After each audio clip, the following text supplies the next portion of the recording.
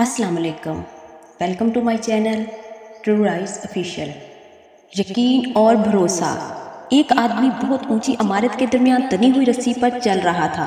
वो बहुत आराम से अपने दोनों हाथों में एक डंडा पकड़े हुए संभल रहा था।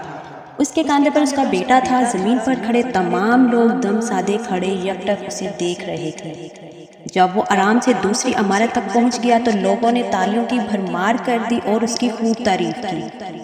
उसने लोगों को मुस्कुरा कर देखा और बोला, क्या आप लोगों को यकीन है मैं वापस इसी रस्सी पर चलता हुआ दूसरी तरफ पहुंच जाऊंगा?